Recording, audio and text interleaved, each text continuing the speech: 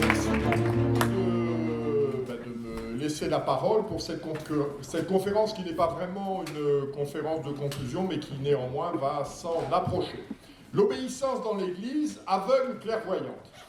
Le titre de cette conférence reprend le titre d'un livre d'un Suisse, Lucien Mérose, L'obéissance dans l'Église, aveugle ou clairvoyante, qui est paru il y a une quarantaine d'années donc en Suisse. Nous ne pouvons donc pas, dans le cadre de cette université d'été, ne pas aborder la question de l'obéissance. Et au-delà de la question de l'obéissance, la question de l'autorité. Toute crise interne dans l'Église pose en effet la question de l'obéissance à l'autorité. Il n'est pas d'hérétique, et les crises internes de l'Église, ce sont des hérésies, il n'est pas d'hérétique influent qui n'ait pas été en position d'autorité. S'il n'avait pas été dans l'Église en position d'autorité, il n'aurait pas pu jouer le rôle qu'il a joué dans l'histoire. Pensons, nous en avons parlé, à Nestorius, patriarche de Constantinople, Arius, qui n'est que prêtre à Alexandrie, mais dont Comte de Prévigny nous a rappelé le rayonnement et la personnalité. Luther, qui est moine augustin d'Erfurt, qui est professeur d'université. Plus proche de nous, Félicité de Lamennais, qui est prêtre. Et puis enfin, Monseigneur Ireland, évêque de Saint-Paul, Minneapolis, au Minnesota, qui sera condamné dans la lettre au cardinal Gibbons, lui-même représentant un courant au moins favorisant l'hérésie, qui était l'américanisme. Et puis, par charité, nous n'évoquerons pas les hérétiques au placé actuel. Voilà, nous sommes restés dans une histoire lointaine.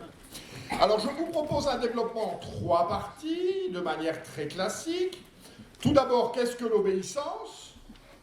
Ensuite, que nous apprend l'histoire, les leçons de l'histoire, et dans une 3e partie plus concrète, ce sera notre journée dédiée au Père Calmel. Je reprendrai le titre d'un ouvrage du Père Calmel qui s'intitule « Sur nos routes d'exil, les béatitudes ». Et là, je reprendrai uniquement sur nos routes d'exil, où je chercherai à donner peut-être un certain nombre de points fixes autour de cette question de l'obéissance. Alors, qu'est-ce que l'obéissance ? Pour traiter de ce sujet, je vous recommande 2 documents. Je me suis d'abord inspiré d'un article assez copieux du père Labourdette, dominicain, dans la revue thomiste en octobre-décembre 1957. Voilà, la vertu d'obéissance selon saint Thomas. Et puis je me suis inspiré également d'un 2e document disponible dans cette salle, l'autorité du pouvoir à la légitimité. Voilà, c'est un dossier, le cahier bleu numéro 160, d'une association qui s'appelle le CEE Management, le Centre d'études des entreprises, qui a pour vocation d'accompagner les dirigeants, les chefs d'entreprise pour mettre en place les bonnes règles dans leurs entreprises, et qui a publié il y a 6 mois maintenant un cahier bleu sur l'autorité. Et bien évidemment, dans ce cahier bleu sur l'autorité, une partie est consacrée à la question de l'obéissance. Voilà. Autant la vertu d'obéissance selon saint Thomas est une vision surnaturelle, religieuse, confessionnelle, catholique de l'obéissance, autant ce qui est développé dans ce cahier bleu est purement accessible à la raison naturelle. Voilà, on a les 2 aspects, un aspect purement naturel et puis un aspect surnaturel. Alors, qu'est-ce que l'obéissance ? Alors nous pouvons d'abord nous interroger et avoir un premier point de réflexion. Elle n'est pas une vertu cardinale. Les vertus cardinales sont la force, la prudence, la justice et la tempérance. C'est autour de ces 4 vertus cardinales que s'oriente toute notre vie morale. Notre vie morale, mos mori, ce sont les coutumes, c'est la manière dont nous nous comportons. Alors, ça ne veut pas dire que l'obéissance n'est pas une vertu importante, nous y reviendrons, mais ça n'est pas une vertu cardinale. Alors, saint Thomas nous dit qu'elle se rattache à la vertu de justice. Voilà, l'obéissance est soumise à la vertu de justice, et nous aurons l'occasion d'y revenir à plusieurs reprises. L'obéissance procède de la déférence qui rend culte et honneur au supérieur. C'est pourquoi nous aurons l'occasion de revenir sur la question de l'autorité. Voilà. Il n'y a d'obéissance que vis-à-vis d'un supérieur dont je reconnais l'autorité. Alors des supérieurs, nous en avons une multitude à travers nos différents États. Eh bien, c'est l'autorité des parents sur leurs enfants. Cette obéissance s'apparente à ce moment-là à la piété filiale. Il n'est pas étranger à notre propos de savoir que autorité, traditionnellement, le terme d'autorité, comme vous le savez, ça vient d'autoritas, qui veut dire l'autorité en latin, bien sûr, mais la signification profonde de ce terme est plus précise quand on prend en compte le fait que traditionnellement, on distingue dans l'autorité deux parties, une partie qui s'appelle à proprement parler l'auctoritas, et une partie qui s'appelle la potestas. L'auctoritas, c'est quoi? Étymologiquement, cela vient du verbe augere. Augere, c'est augmenter. Le rôle du détenteur de l'autorité, c'est d'augmenter les personnes dont il a la charge. Le rôle des parents, détenteurs de l'autorité dans la famille, c'est d'accompagner le développement, l'éducation de leurs enfants. Le rôle du détenteur de l'autorité dans l'entreprise, c'est de faire progresser ses collaborateurs de manière à ce qu'ils mettent au maximum leurs capacités, leurs talents, leurs connaissances au service de l'entreprise pour le service du client. De la même manière, le rôle de l'autorité dans l'Église, c'est de répondre à la finalité essentielle de l'Église, qui est celle de procurer le salut des âmes. Voilà. Chaque détenteur de l'autorité a la responsabilité d'augmenter, de faire progresser les personnes sur lesquelles il a autorité. Alors, comme nous ne sommes pas que des anges et que qui veut faire l'ange fait la bête, cette auctoritas, elle doit également être complétée par une deuxième dimension qui est la potestas. La potestas, c'est le pouvoir. La potestas, si l'on veut, de manière un peu raccourcie, un peu synthétique, c'est moins vos parents que le gendarme. Voilà. La potestas, c'est le pouvoir de contrainte, le pouvoir coercitif dont dispose le détenteur de l'autorité. Parce que notre nature humaine est ainsi faite, eh bien qu'il faut pouvoir à la fois expliquer, à temps, à contre-temps, reprendre, édifier par son exemple, tout ce qu'on veut. Et puis à un moment, vous connaissez aussi le dicton « Qui bene amat, bene castigat » qui aime bien, châtie bien. Voilà, notre nature humaine, eh bien, de temps en temps, elle a besoin de l'usage de la potestas. Et ce n'est pas toujours uniquement par souci du bien commun et par respect de l'autorité que nous respectons certaines règles quand nous conduisons. Voilà.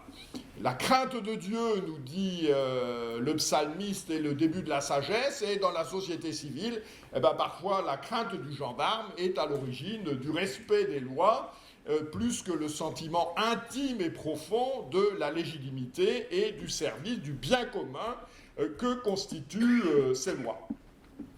C'est pour cela que l'autorité exige notre déférence, parce qu'elle a pour vocation de nous conduire au bien commun, de nous permettre de répondre à notre finalité, là aussi dans le cadre d'une communauté. Il n'y a autorité d'une personne sur une autre que dans des personnes qui ont une vie sociale entre elles. Voilà, l'ermite tout seul dans sa montagne, au fond de sa grotte, eh ben, personne n'a autorité sur lui, il vit tout seul parce que l'autorité n'est pas nécessaire à la vie sociale dont il ne procède pas. On peut également faire remarquer l'importance de cette question de l'autorité, et nous allons continuer à faire un petit peu d'étymologie. Voilà, l'autorité, c'est du latin, augere, auctor, celui qui fait, etc. Mais le détenteur de l'autorité, c'est aussi celui qui fait partie de la hiérarchie. Voilà, quand vous possédez une autorité, on dit de l'Église que c'est une structure hiérarchique. Voilà, dans une entreprise, eh bien, il y a une hiérarchie. Il y a un directeur général, il y a des chefs, et puis on obéit aux chefs. Avez-vous réfléchi à la signification profonde de ce mot de hiérarchie? C'est un mot d'origine grecque, sans surprise. Il y a deux parties. Hiéros, qui veut dire sacré, qu'on retrouve dans hiéroglyphes, les dessins sacrés que l'on retrouve sur les tombes, sur les pyramides, etc. Donc vous avez un premier mot qui veut dire sacré, et puis vous avez un deuxième mot, grec aussi, archein. Archein, c'est le pouvoir. La monarchie, le pouvoir d'un seul. L'anarchie, le pouvoir de personne.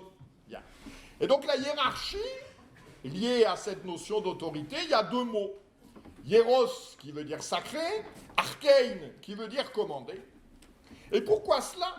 Parce que dans toutes les civilisations, sauf la nôtre, si tant est que l'on puisse appeler ça une civilisation, le détenteur de l'autorité est sacré parce qu'il participe de l'autorité et du pouvoir de celui qui a la plénitude de l'autorité et qui est Dieu.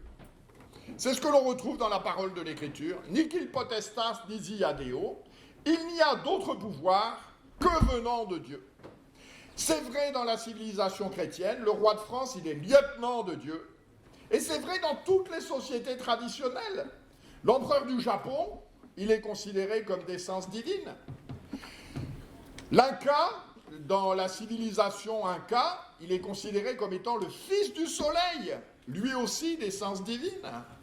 Les pharaons sont considérés comme d'essence divine. C'est la raison pour laquelle ils ne peuvent enfanter qu'avec leur sœur, de manière à ce que le sang divin ne se souille pas au contact du sang humain. Voilà, dans toutes les civilisations, et c'est encore plus vrai dans la civilisation musulmane, où il y a confusion du pouvoir spirituel et du pouvoir temporel. Voilà. Le membre de la hiérarchie, c'est celui qui participe d'une certaine manière à celui qui a la plénitude de l'autorité et qui est Dieu. Et dans ce type de civilisation, ce qu'il faut noter, c'est que je n'obéis pas au chef parce qu'il est plus intelligent que moi, parce qu'il est plus astucieux. Je ne lui obéis pas non plus peut-être parce qu'il détient la potestas et qu'il peut me contraindre, me faire subir tel ou tel méfait. J'obéis au hiérarque, j'obéis à celui qui détient l'autorité parce qu'auprès de moi, il tient la place de Dieu. Voilà. Obéir à son chef, c'est obéir à Dieu. Et dans ce cadre-là, on a un a priori tout à fait favorable vis-à-vis de l'autorité. J'obéis au chef parce qu'il représente Dieu auprès de moi. Vous concevez bien que nous sommes là dans une civilisation dont nous ne voyons plus aujourd'hui que les ultimes conséquences bien oubliées. Il est important de noter que cette obéissance à l'autorité, dans ce cadre-là, elle n'est pas justifiée par l'excellence éventuelle du supérieur. J'obéis pas au chef parce que c'est un chef merveilleux. Il est extraordinaire. On a ça dans Saint Paul aussi. Voilà, Saint Paul qui dit aux esclaves, voilà, il faut obéir à vos maîtres, même s'ils ne sont pas très faciles. Bon, parce que, quelque part, ce maître, il représente Dieu. Cette obéissance, nous l'avons évoqué, elle a pour rôle d'insérer l'individu dans un ordre qu'il dépasse. Voilà, il n'y a d'obéissance que dans le cadre d'une société, que dans le cadre de personnes qui ont des relations les unes avec les autres.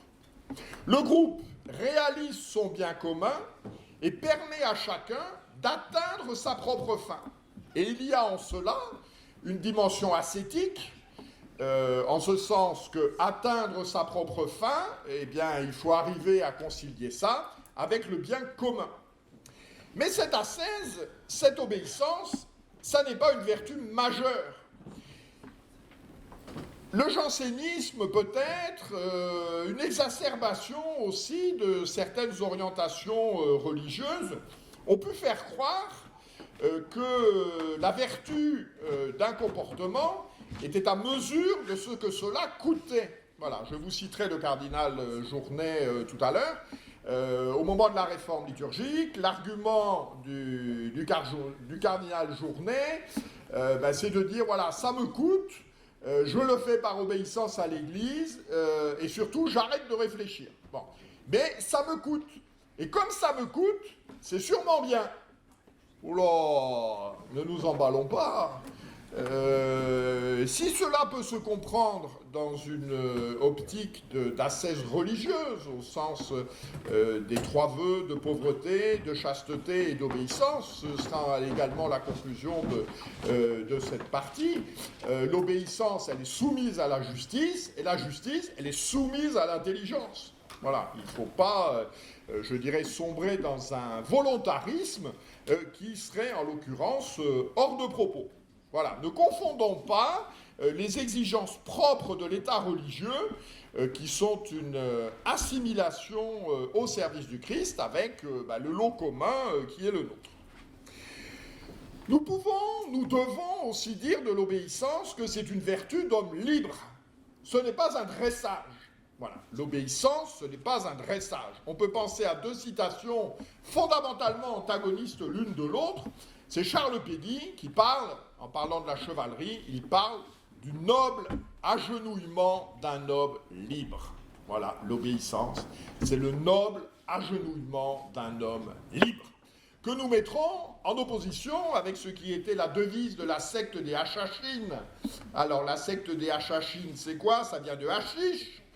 La secte des Hachachines, c'est le vieux de la montagne, c'est au moment des croisades, donc il est musulman, il a pris à son service un certain nombre de ses corélégionnaires et il en a fait des sicaires. Les sicaires, sika c'est le poignard. Il demande aux féodaux de la région, qu'ils soient musulmans, chrétiens, etc., de lui payer un impôt. Voilà. Et puis ceux qui ne veulent pas, il envoie un sicaire de manière à les tuer. Bon. Alors il est bien évident que le sicaire, il finit toujours par se faire attraper et il passe généralement, dans les heures qui suivent, un moment aussi désagréable qu'intense. Et donc il y a peu de volontaires. Mais alors il y a une solution, c'est qu'en fait tous ces sicaires, ils sont drogués. Hashish, hachachine, assassins. Voilà, l'origine d'assassin, c'est ça, c'est la secte des Hachachines, du vieux de la montagne, dont les partisans, dont les sicaires étaient tous drogués. Et la devise de ces assassins était la suivante: je suis en votre pouvoir, maître, comme le cadavre entre les mains du laveur de mort. Ça, c'est pas l'obéissance chrétienne, c'est pas ça. C'est pas je suis en votre pouvoir, maître, comme le cadavre entre les mains du laveur de mort. Voilà. Pour la raison bien simple, c'est que, d'une part, le supérieur ne peut pas commander ce qu'il veut. Voilà. Il est au service, nous l'avons évoqué, nous l'avons dit, c'est sa légitimité, je reviens à l'étymologie de hiérarchie, de contribuer au bien commun. Voilà. Le supérieur, nous le dirons tout à l'heure, il ne cesse pas d'être légitime s'il ne contribue pas au bien commun, mais dans un certain nombre de cas dont nous parlerons, s'il n'est plus au service du bien commun, son autorité n'est pas sans limite. Il est, selon la formule du père Labourdette, ordonnateur pour procurer le bien commun dont il a la charge. Ordonnateur pour procurer le bien commun dont il a la charge. Obéir, ce n'est donc pas renoncer à sa responsabilité. Ah, le chef m'a dit, j'arrête de réfléchir. Non, ça marche pas. Et il y a quelqu'un en particulier qui a beaucoup travaillé sur le sujet, qui est une philosophe tout à fait intéressante, c'est Hannah Arendt. Donc Hannah Arendt, je vous renvoie, alors, si vous ne voulez pas lire Hannah Arendt, vous pouvez au moins regarder le petit film qui a été fait, qui porte le nom Hannah Arendt, etc. Alors, qui est cette brave dame? C'est une juive allemande, disciple, et un peu plus, de Martin Heidegger, et qui, en fait, quitte l'Allemagne au moment où les persécutions antisémites se déclenchent, 33, 34, 35, etc., et elle part aux États-Unis. Et elle poursuit dans une communauté de juifs allemands, on voit bien ça dans le film, ses travaux de recherche philosophique. Bien. Et puis, la guerre s'achève et elle réfléchit sur ce concept qu'elle mettra en avant, qu'elle va développer, qui est celui de la banalité du mal. C'est-à-dire, elle va, ayant vécu, je dirais, les atrocités de la Seconde Guerre mondiale, elle va développer le concept de banalité du mal, et elle va en particulier y être confrontée dans le cadre d'un événement historique bien précis, qui est le procès d'Adolf Eichmann. Donc Adolf Eichmann est le responsable logistique, il y reviendra longtemps, de l'extermination de la solution finale en Allemagne. Donc Adolf Eichmann est un fonctionnaire. Son métier, c'est d'organiser des trains. Voilà, vous avez, voilà, à Prague, on a récupéré 30 000 juifs. Bon, qu'est-ce qu'on en fait? Ben, il nous faut des trains pour les envoyer à Auschwitz. Et le brave, j'en sais rien, enfin, en tout cas, Eichmann, lui, il s'occupe de trouver des trains, de fournir les trains, voilà. Et comme ça, gentiment, il va déplacer entre 6 et 10 millions de juifs pour tous les envoyer en Pologne pour le sort tragique que vous connaissez. Bien. Alors, il se fait attraper par les services secrets israéliens et son procès intervient à Tel Aviv. Bon. Et toute l'argumentation de son procès, c'est quoi? C'est de dire, attendez, moi je vois pas pourquoi on m'embête. D'ailleurs, je suis pas antisémite, moi. Je suis pas du tout. Moi, je suis un logisticien. On me dit, il y a 6 millions de gars là, il faut les emmener là. Je les prends là, je les emmène là. On m'aurait dit, il y a 15 tonnes de patates à gauche, il faut les emmener à droite. Je les aurais emmenés à droite. Moi, je ne suis pas du tout antisémite. Je suis un logisticien. Voilà. J'ai obéi. Et comme j'ai obéi, ma responsabilité n'est pas engagée. On est bien sur notre sujet, hein. Comme j'ai obéi, ma responsabilité n'est pas engagée. Ce n'est pas l'avis du tribunal devant lequel il est convoqué, puisqu'il sera convoqué et il sera condamné et finalement pendu. Bien. Et qu'est-ce que l'on retire de ça? On retire de ça, c'est ce que je vous disais en introduction, que l'obéissance ne nous fait pas renoncer à notre responsabilité. Voilà. C'est le libre agenouillement d'un homme libre. Et d'ailleurs, au moment du procès de Nuremberg, pour un certain nombre, etc., ça a été le leitmotiv. Alors moi, j'ai fait qu'obéir. Moi, il y a toujours un chef au-dessus, j'obéissais au chef. Et puis en plus, le chef, il avait été élu légalement, alors je vois vraiment pas pourquoi vous m'embêtez. Bon. Nous, on va vous expliquer pourquoi on vous embête. Donc voilà, ça c'est une idée importante. L'obéissance ne me décharge pas de mes responsabilités. Je suis, selon la formule du père Labourdette, je suis responsable de tout ce que je fais librement, même si j'obéis. Alors sur ce sujet, je vous livre la citation parce que je crois que c'est le plus clair, effectivement, du père Labourdette. Qu'est-ce qu'il nous dit? Voilà ce qu'il nous dit sur le sujet. Tant que le précepte reste dans le domaine où ce supérieur a autorité et n'est pas annulé par le précepte d'un supérieur plus élevé, je suis tenu d'obéir. Voilà, c'est-à-dire je dois obéir à mon chef tant que le chef du dessus n'a pas donné un ordre contraire. C'est-à-dire de faire mienne pratiquement sa directive comme jugement pratique réglant mon action, alors même que spéculativement, je continue à penser, ce qui peut être mon droit et sera parfois mon devoir, qu'il y avait beaucoup mieux à faire. Encore y aura-t-il deux manières d'obéir dans un tel cas, l'une, toute matérielle, de pur exécutant, aboutit à faire ressortir tous les inconvénients de l'ordre donné. Voilà, je fais ça, mais alors c'est ça dans les entreprises, je fais ce qu'on m'a dit de faire, ou on m'a dit de vous dire. Là, le portrait solidaire de la décision. L'une toute matérielle de pur exécutant aboutit à faire ressortir tous les inconvénients de l'ordre donné, c'est là saboter l'obéissance. L'autre, intelligence et seule vertueuse, consiste au contraire à faire tous ses efforts pour pallier le plus possible les inconvénients, sans vouloir faire toucher du doigt au supérieur qu'il avait tort, sans m'aveugler sur son erreur, si elle est pour moi évidente. J'entre cependant assez dans ses vues pour m'ingénier à les faire malgré tout, réussir le mieux possible. Voilà. Je fais mienne la volonté du supérieur, et non pas je fais semblant d'obéir, et en fait je sabote tout, parce que je pense que c'est une mauvaise décision. Si c'est une mauvaise décision, vous avez le droit de le dire. Si ça ne contredit pas un ordre supérieur, eh bien, vous devez obéir. Néanmoins, et nous nous rapprochons des sujets qui nous intéressent concernant l'autorité dans l'Église, néanmoins, la présomption doit céder à la vérité.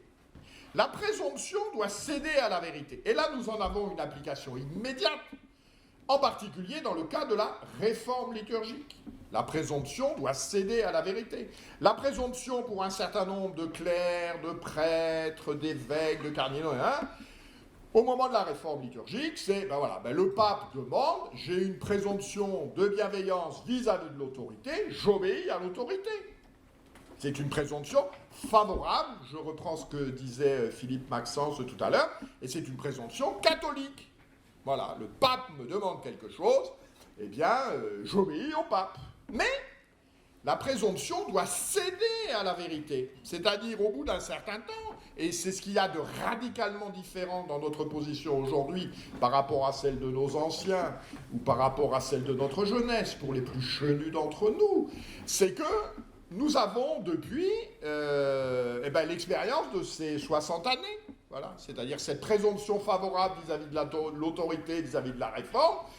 La présomption doit céder à la vérité. Aujourd'hui, 60 ans plus tard, on a le droit de s'asseoir, on a le droit de regarder, et puis on a le droit de demander à faire le bilan. Bilan dont l'expérience nous montre qu'il est impossible à faire ou très difficile à faire, car on revient en permanence sur l'argument d'autorité. Vous concevez bien qu'autour de l'obéissance, la notion de la confiance est centrale. Tant que la confiance n'a pas été déçue par une incapacité ou des erreurs manifestes, elle est due. Là, je rejoins tout à fait la conférence de Philippe Maxence tout à l'heure.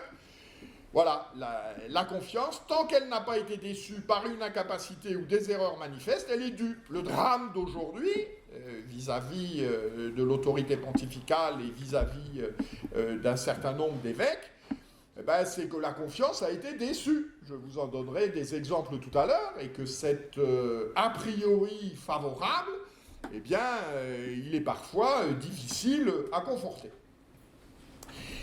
Nous noterons également, le père Labourdette y insiste, que l'obéissance est inférieure à la prudence. L'obéissance est inférieure à la prudence. Bien sûr, il y a l'obéissance, et en particulier dans le cadre des vœux religieux, la valeur exceptionnelle d'ascèse et de libération que donnent les 3 vœux de pauvreté, de chasteté et d'obéissance, mais pas au détriment de la prudence.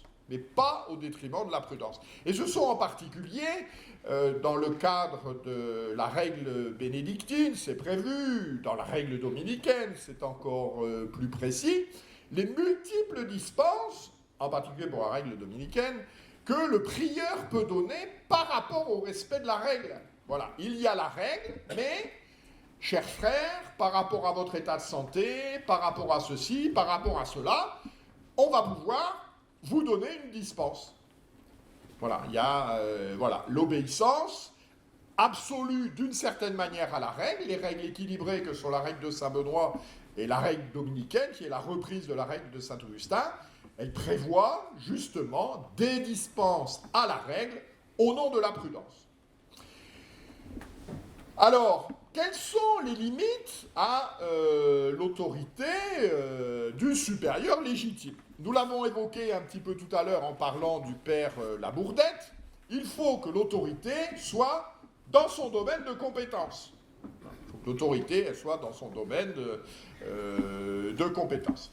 Et puis, il y a une autre limite, c'est en particulier le terme sur lequel revient régulièrement Monseigneur Schneider dans ses articles autour de la réforme liturgique, c'est l'usurpation par un supérieur d'une autorité qu'il n'a pas. L'usurpation par un supérieur d'une autorité qu'il n'a pas. Je vous renvoie, nous publierons dans notre prochaine revue, donc un texte de Monseigneur Schneider sur l'interdiction de la messe traditionnelle. Il a fait un petit document en 14 points, dont le titre est le suivant. L'interdiction de la messe traditionnelle est un abus de pouvoir ecclésiastique et la non-conformité avec son interdiction ne constitue pas en fait une désobéissance. Ça a été évoqué par un certain nombre de nos conférenciers.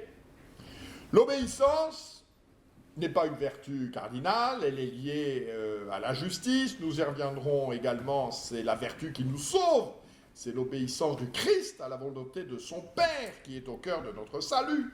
Donc l'obéissance est une grande vertu, et donc si nous sommes amenés d'une certaine manière à résister à des ordres indus, à des ordres dans lesquels l'autorité outrepasse ses droits, nous ne sommes pas en situation de désobéissance, nous sommes en situation de résistance à un abus de pouvoir. Voilà, en termes de sémantique, je crois que c'est important. Nous ne désobéissons pas, nous sommes en situation de résistance à un abus de pouvoir. Et ça, je crois qu'en termes de, je dirais, de dialectique, de communication, d'argumentation, c'est beaucoup plus fort. Voilà, nous sommes en résistance à un abus de pouvoir. C'est voilà, tout ce que développe Monseigneur Schneider. Je crois également intéressant de montrer, alors c'est pas moi qui trouve intéressant, hein, c'est le Père Labourdette, il dit qu'il y a deux manières de manquer à l'obéissance, et nous allons voir que nous sommes là au cœur vraiment d'une actualité brûlante. Il y a tout d'abord un manquement à l'obéissance, c'est ce qu'il appelle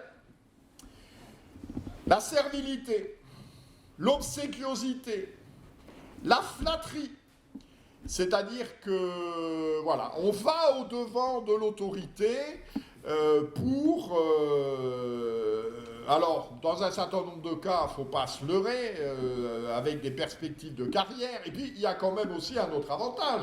C'est quand vous obéissez à l'autorité, vous avez quand même l'avantage d'être du côté du manche. Voilà, parce que l'autorité... c'est le détenteur du pouvoir, et c'est au détenteur du pouvoir qu'incombe la distribution des responsabilités, des prébendes, des avantages, de la reconnaissance, etc. Voilà. Il y a un certain nombre de gens, par principe, ils sont pour l'autorité. Alors, ils sont pour l'autorité parce qu'ils en attendent des avantages. Bon, il y a aussi, je vous renvoie à ce dialogue mémorable dans Un taxi pour Tobruk, où Maurice Biraud, voilà, donc je vous rappelle l'intrigue, on est après Bir Hakeim, ou avant, enfin, on est dans le désert de Cyrénaïque, là, puis il y a 4 gugus qui sont perdus avec leur jeep dans le désert.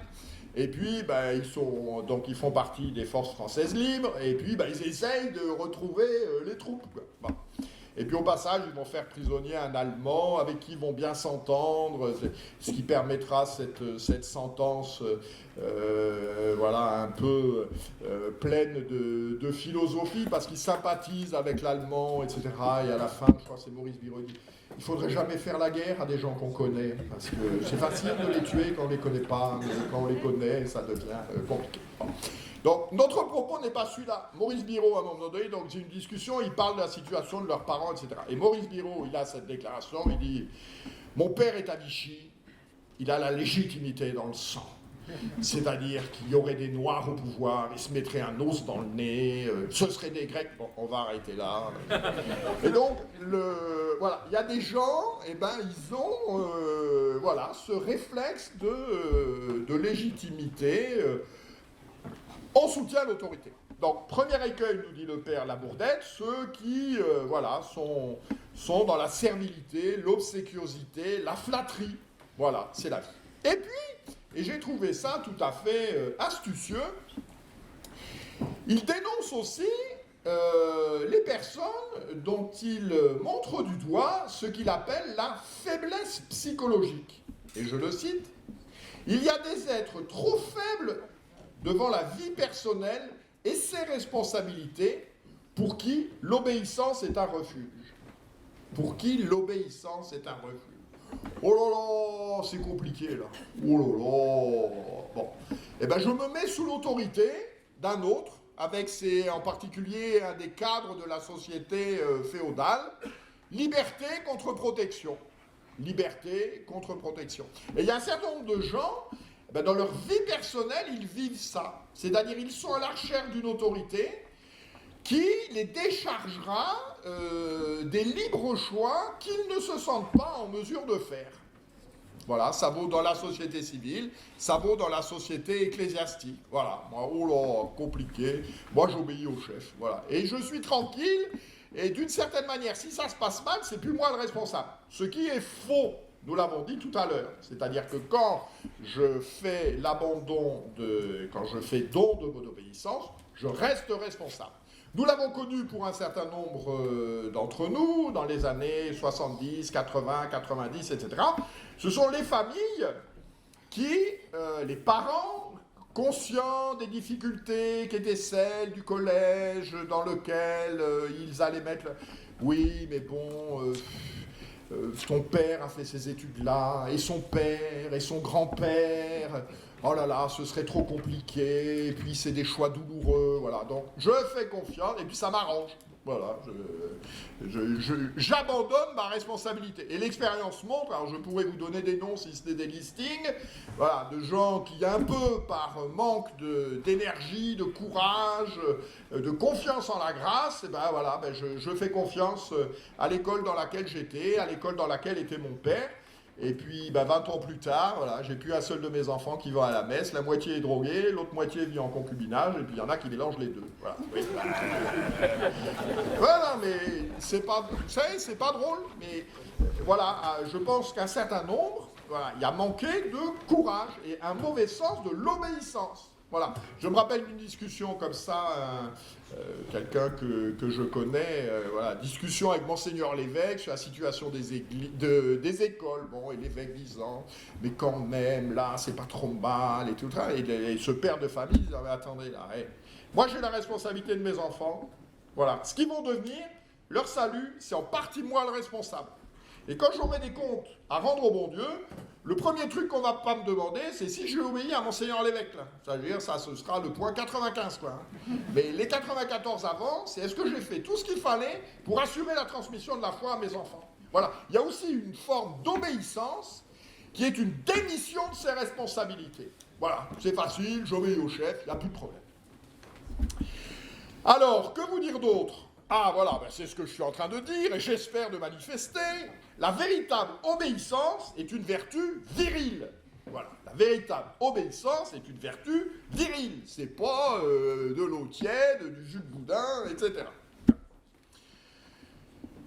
La grandeur de la vertu d'obéissance, et c'est la conclusion de cette partie, je l'ai dit tout à l'heure, je le confirme maintenant, la grandeur de la vertu d'obéissance, c'est parce que c'est par son obéissance à la volonté du Père que Jésus-Christ rachète la désobéissance d'Adam. Voilà. Le premier péché, ça n'est pas du tout un péché de sensualité. C'est pas du tout j'avais faim, il y a un super fruit, ça a l'air... Non, c'est pas du tout ça. C'est l'arbre de la connaissance du bien et du mal. C'est l'homme qui décide de choisir de ce qui est bien et de ce qui est mal. Et puis, indépendamment de la raison, c'est la volonté, c'est la tentation de Satan, eritis sicut Dei, vous serez comme des dieux, vous choisirez le bien et le mal, et puis à la limite, venant de Dieu, qui est l'autorité suprême, alors là, pour le coup, j'ai peut-être pas à chercher à comprendre, quoi. Dieu dit c'est comme ça, bon c'est comme ça, voilà, mais je comprends pas, j'aurais préféré, non, c'est comme ça, c'est comme ça. L'obéissance, également, alors on peut penser aussi, ça a été très à la mode, Simone Veil dans l'enracinement, l'obéissance est la vertu suprême. Également, Gustave Thibon a des phrases très fortes là-dessus, il dit « L'homme est assoiffé d'obéissance ». L'homme est assoiffé d'obéissance parce qu'il est assoiffé de reconnaissance, et puis aussi, nous l'avons dit tout à l'heure, parce qu'il est assoiffé de quelqu'un qui le fasse progresser. Voilà, moi, avec mes petits bras, mes petites jambes, tout seul, je ne vais peut-être pas y arriver, mais je suis prêt à remettre une part de ma liberté entre les mains de quelqu'un qui me fera progresser. C'est en particulier tout ce qu'on trouve dans le cadre des études. Voilà, je suis le disciple, je me mets à l'écoute du maître, et le maître, il va me faire progresser, il va me faire réfléchir, il va me transmettre un savoir. Mais en aucun cas, ça n'est l'abandon et la négation de ma liberté. Je reste un homme libre et je reste un homme responsable. Et puis, dernier point, cette obéissance, nous l'avons dit, elle est toujours soumise, c'est une soumission de l'intelligence et de la volonté.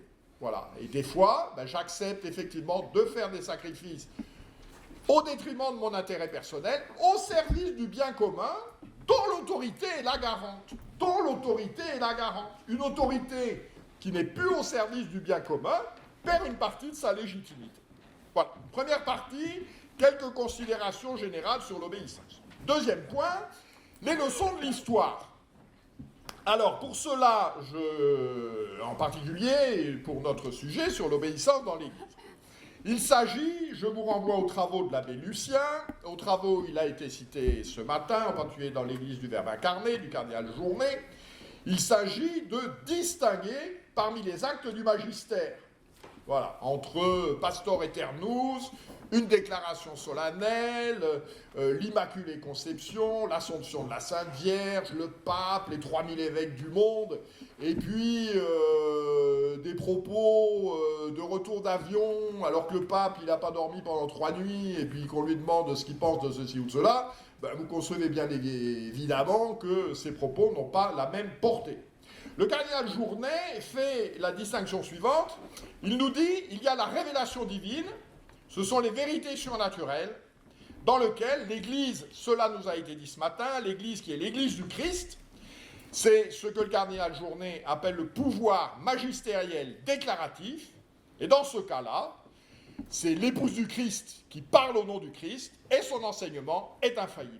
Voilà, c'est le contenu dogmatique de notre foi, le credo de Nicée, ce que nous récitons au moment de la messe, je crois en Dieu, ça c'est infaillible. C'est frappé d'infaillibilité parce que cela repose sur l'autorité même de Dieu. Et puis, le cardinal Journet nous dit, les définitions dogmatiques, tout ça c'est très bien, mais tout ça, ça doit être entouré de ce qu'il appelle un pouvoir magistériel canonique qui va organiser la structure à laquelle le Christ lui-même a confié la responsabilité de transmettre le dépôt de la foi. Voilà, c'est l'organisation de l'Église, c'est ce qui dépend, et dans ce cadre-là, en particulier, d'un certain nombre de décisions magistérielles canoniques. Alors là, l'histoire de l'Église est pavée de décisions canoniques qui furent des bêtises. Nous en citerons uniquement quelques-unes. Il y en a une qui est bien connue, c'est au XVIe siècle, le bréviaire du cardinal Quignonès, en 1535. Bon, donc le cardinal Quignonès, avec l'accord du pape, qui est je ne sais plus qui, il impose un nouveau bréviaire à toute l'Église. Alors, on est au XVIe siècle, on est au début de la Renaissance, et ce bréviaire est très... Donc la Renaissance, c'est le renouveau païen, c'est la redécouverte en partie des auteurs antiques, romains et grecs. Bon, et donc ce bréviaire, il est imprégné de cet état d'esprit. Donc le cardinal impose à l'Église. Bon, 30 ans plus tard, Saint Pie V interdit le bréviaire en question. Voilà. Donc il y a un pape qui le rend obligatoire, et puis il y a un autre qui l'interdit. Voilà. Deuxième exemple, vous le connaissez, mais j'y reviens, la pédagogie c'est aussi la répétition. Certains d'entre vous le savent, certains d'autres je le crois moins. Au moment de la promulgation de la nouvelle messe, donc en avril 1969, cette promulgation de la nouvelle messe était précédée d'une introduction, ce qu'on a appelé l'institution généraliste, qui présentait l'orientation générale de ce qui allait suivre. Cette institution généraliste comportait en particulier un article 7. Dans cet article, il était donné comme définition de la messe la chose suivante: la messe ou synaxe sacré est le rassemblement du peuple de Dieu sous la présidence du prêtre. Là s'applique de manière éminente la parole du Christ. Là où 2 ou 3 sont réunis en mon nom, je suis au milieu d'eux. Bon. Alors tout ça c'est bien gentil, mais ça n'a rien à voir avec la messe catholique. La présence du Christ à la messe, ça n'a rien à voir avec là où 2 ou 3 sont réunis en mon nom. Et puis la messe non plus, c'est pas la synaxe sacrée, c'est pas le rassemblement. Jusqu'à cette époque, pendant des siècles, pour ne pas dire pendant 2 millénaires, on avait cru que la messe, c'était le renouvellement non sanglant du sacrifice du calvaire. Bon, et puis là, ça repose, c'est la synaxe sacrée, le rassemblement du peuple de Dieu, un sympathique poi-poi, etc. Bon. Et ça, c'est promulgué officiellement par les autorités pontificales. Bon, alors, évidemment, il y a 2 cardinaux qui interviennent, le cardinal Ottaviani, le cardinal Bacci, vous trouverez sur le stand, parmi les quelques livres qui restent, leur texte, leur argumentation, et finalement, le texte est changé. Voilà, il est amendé. Mais on avait un texte officiellement promulgué, qui objectivement était très largement contestable, et puis sur l'Église, sur lequel l'Église revient ultérieurement. Autre exemple, c'était tout le développement fait par Côme de Prévigny en nous parlant de la crise arienne. Même l'abandon de la foi peut être quasi généralisé.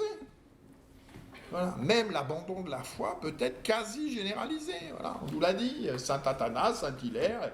Puis tous les autres, alors vous choisirez, ils étaient soit dans l'obéissance servile, soit dans l'obéissance parce qu'ils ne voulaient pas décider. Alors quand même, vous l'avez bien compris, à leur décharge, c'est qu'ils se mettaient à dos l'empereur, quoi. Voilà. C'est-à-dire qu'il y en a un certain nombre, vous n'avez pas du tout envie de finir dans les mines de sel de Sardaigne.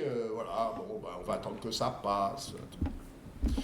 Autre exemple, pendant des années en France, au moment de la promulgation de la réforme liturgique, il a été rappelé comme commentaire de l'Épître aux Hébreux, il s'agit simplement de faire mémoire de l'unique sacrifice déjà accompli.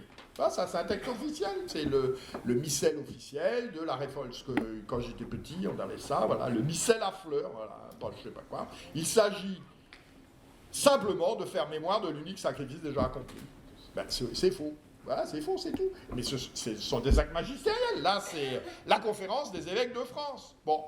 Et puis, l'histoire aussi nous le montre, voilà, on en a parlé, ne nous soumet pas à la tentation, qui a été amendée, et puis consubstantialem, qui est devenu de même nature, qui est redevenu consubstantiel. Voilà. Qu'est-ce qu'il faut retenir de ça? C'est que l'autorité légitime peut errer. Elle peut errer, elle peut se tromper, mais elle reste l'autorité. Ce sera ma troisième partie. Troisième partie, sur nos routes d'exil, je disais concrètement quel point de repère on peut avoir. Alors Philippe Maxence nous en a déjà donné beaucoup autour de l'autorité pontificale. Je vais en reprendre peut-être quelques autres autour plus directement de la question de l'obéissance. L'obéissance, l'autorité, le rôle de la hiérarchie dans une entreprise comme dans l'Église, c'est de faire respecter les règles. Voilà, le rôle de la hiérarchie, c'est de faire respecter les règles. Mais il n'existe de règles qu'en fonction d'une finalité. Vous mettez des règles, alors pour la vie religieuse, c'est la sainteté personnelle, etc. Pour une entreprise, c'est le service, etc.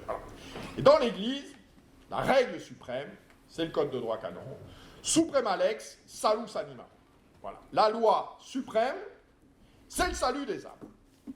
Voilà. La finalité de l'Église, c'est de contribuer au salut des âmes. Alors ce salut des âmes, il repose sur quoi? Eh bien, il repose sur la conviction, Saint Matthieu, chapitre 16, verset 16, « Qui croira et sera baptisé sera sauvé, qui ne croira pas sera condamné. » Bon. Alors ça, c'est pas tellement prêché ces temps-ci, quoi. C'est pas trop dans l'air du temps. Mais c'est l'enseignement de l'Église pendant 2000 ans. Et ce qu'il faut comprendre, c'est que dans la crise de l'Église dans laquelle nous vivons, ce qui est en jeu, c'est le salut. Ce qui est en jeu, c'est le salut. Alors qu'aujourd'hui, on ne parle plus de prosélytisme, on parle de témoignage, et puis le fait d'être chrétien, c'est quoi? C'est de s'accomplir en Christ ou d'être pleinement homme. Mais non, chers amis, c'est pas ça du tout que nous enseigne l'Église. L'Église, elle ne nous apprend pas à nous accomplir en Christ ou à être pleinement homme, elle nous donne les moyens du salut. C'est autre chose, et c'est autrement important. Et c'est autrement important. L'Église, nous l'avons dit, C'est Jésus-Christ répandu et communiqué, vous connaissez la phrase de Bossuet, et puis ça a été rappelé il y a quelques instants, etc. Ayons toujours en tête, c'est l'Église du Christ et pas l'Église du pape. Cela nous a été rappelé également par certains conférenciers. Il ne faut pas être surpris de ce qui se passe. Saint Matthieu, chapitre 7, verset 15. Gardez-vous des faux prophètes qui viennent à vous sous des vêtements de brebis, tandis qu'au dehors, ce sont des loups ravisseurs. Voilà, c'est vraiment providentiel que ce soit le texte dont nous a parlé le chanoine Denis comme journée de clôture de notre université d'été.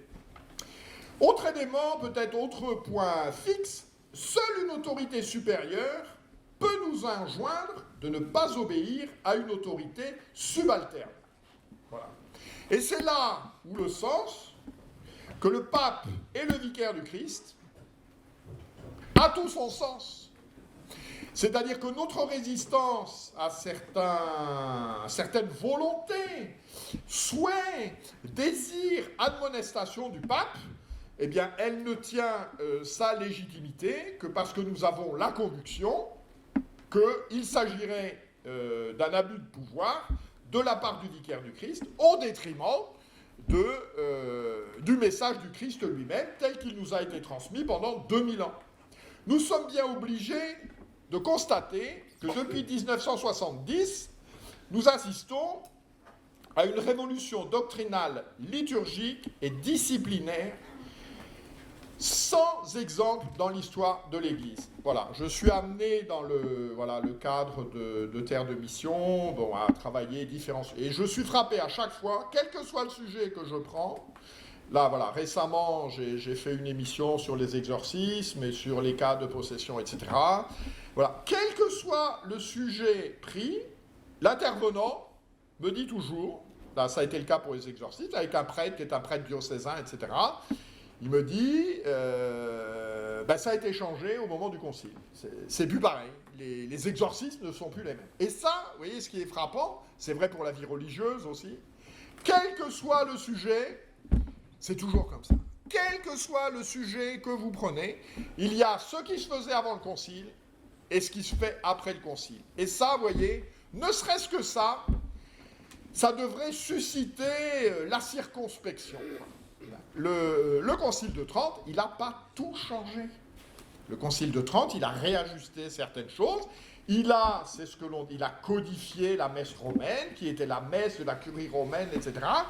Mais le fait qu'à un moment dans son histoire, l'Église ait éprouvé le besoin de tout changer, tout, en soi, ça devrait créer un effet de sidération et une légitime circonspection sur les modifications apportées. Nous vivons aujourd'hui dans le sophisme suivant. C'est le Saint-Esprit qui a dirigé et animé Vatican II. Article 1. Article 2. Émettre des réserves sur les réformes issues du Concile et portées par le pape et les évêques, c'est donc s'opposer au Saint-Esprit. Conclusion, silence dans les rangs, circuler, il n'y a rien à voir. Alors, nous laisserons à d'autres plus compétents, 60 ans après les événements, le soin d'exhumer des décombres le vrai concile, puisqu'on est toujours dans ce débat. Tout le monde est à la recherche du vrai concile. Voilà, Diogène cherchait un homme, et aujourd'hui, de savants théologiens cherchent le vrai concile, qu'ils n'ont toujours pas trouvé, 60 ans après, c'est embêtant. Quant à nous, il me semble sur cette question de l'obéissance qu'il nous faut revenir à ce que l'on appelle le commonitorium de Saint Vincent de Lérins. Voilà, nous restons fidèles, nous croyons, ce qui toujours, partout et par tout le monde a été cru. Ce qui toujours, partout et par tout le monde a été cru. Avec, et nous approchons de la fin, 2-3 éléments de conclusion. Le premier, c'est une citation de Louis Saleron. Louis Saleron, auquel vient d'être consacrée une brève brochure biographique de 500 pages, mais du plus grand intérêt par sa petite fille, sœur Ambroise Dominique Saleron. Alors c'est un esprit très puissant, il a le sens de la formule, il a le sens des analyses, etc. Et il a, sur la situation dans laquelle nous vivons aujourd'hui, me semble-t-il, des paroles définitives. Il nous dit, page 389, L'unité, parce que c'est le leitmotiv aujourd'hui. Voilà. Il fut un temps, je me rappelle d'échanges épistolaires auxquels il n'a jamais répondu, 4 lettres à Monseigneur au Petit, dans lesquelles il se présentait comme garant de l'unité. Bon. Traditionnellement, les évêques étaient les gardiens de la foi. Aujourd'hui, ils sont devenus garants de l'unité. Alors, Louis Saldron ne savait pas qu'un jour l'archevêque de Paris se présenterait d'abord et avant tout comme garant de l'unité. C'est au nom d'ailleurs du fait qu'il était garant de l'unité qu'il prenait des mesures, je dirais, drastiques, conservatoires, contre la messe traditionnelle, au nom du fait qu'il était garant de l'unité. Et notre ami Louis Saldron avait déjà pointé ça du doigt il y a 50 ans. L'unité n'a de sens qu'au service de la vérité. Et aujourd'hui, tout tente à faire passer l'unité avant la vérité. Ce n'est plus la foi qui est propagée, mais l'obéissance inconditionnelle à l'épiscopat. Voilà. L'unité n'est pas une vertu en soi. L'unité au service du mal, l'unité d'une bande de gangsters, ça n'est pas une vertu. L'unité, elle est au service de la foi, elle est au service de la vérité. Et là aussi, on confond la fin et les moyens. On confond la fin et les moyens. L'obéissance, elle est au service de la foi. Alors, parfois, il faut aller contre la lettre de la règle pour en respecter l'esprit. Voilà, ça porte un nom un peu compliqué, ça s'appelle de l'épiquie. Voilà, l'épiquie. Je vais contre la lettre de la règle pour en respecter l'esprit. Ah, mais si je fais ça, ça va être une... Ah, mais non, mais moi j'applique. Ah, mais vous voyez bien que c'est une bêtise. Voilà. Nous, notre responsabilité, il existe des règles. Prima lex, suprema lex, salus animarum.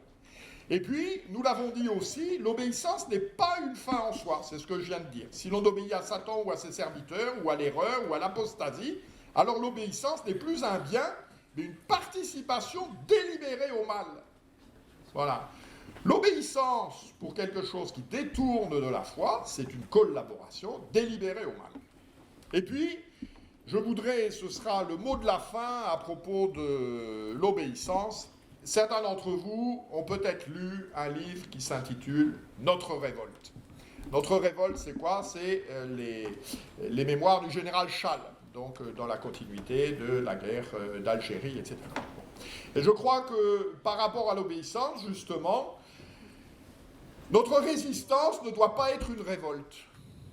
Notre résistance ne doit pas être une révolte. Voilà. Nous sommes une résistance, comme je l'ai dit tout à l'heure, à un abus de pouvoir, dans la fidélité à la tradition de l'Église, dans la fidélité à l'autorité légitime de l'Église, dans ce qu'elle promeut, dans ce qu'elle promulgue de conforme à la tradition de l'Église. Alors en voyant la difficulté de notre temps, c'est quoi? C'est que, eh bien, sur un certain nombre de sujets, la confiance ayant été rompue, eh bien, c'est bien au prisme un petit peu de ce que nous sommes, de notre histoire, ben que, ah ben là, le pape, ben oui, j'ai l'impression que c'est en continuité avec 2000 ans d'église. Ah ben là, c'est quand même très surprenant. Là, j'ai pas trop l'impression. Voilà, la difficulté, ben, c'est que ce jugement nous incombe en partie. Voilà. Mais le meilleur moyen de faire en sorte que ce jugement ne sombre pas dans le libre examen, c'est d'abord d'étudier. Voilà, d'abord, d'apprendre son catéchisme. Vous savez ce que disait saint Pie il y a plus d'un siècle maintenant, voilà. Le mal le plus profond de notre temps, c'est l'ignorance religieuse. Voilà. Le mal le plus profond de notre temps, c'est l'ignorance religieuse. Voilà. Donc, pour ne pas sombrer dans l'examen, voilà. Étudier le catéchisme de saint Pie X, le catéchisme du Concile de Trente, le compendium de l'Église. Voilà. Il faut connaître les données de base de notre religion, c'est le premier point. Et puis le deuxième point, eh ben, c'est de se tourner vers des autorités ecclésiastiques. Je pense, voilà, nous sommes honorés de l'amitié de Monseigneur Schneider qui est intervenu hier. Voilà, nous sommes l'Église enseignante.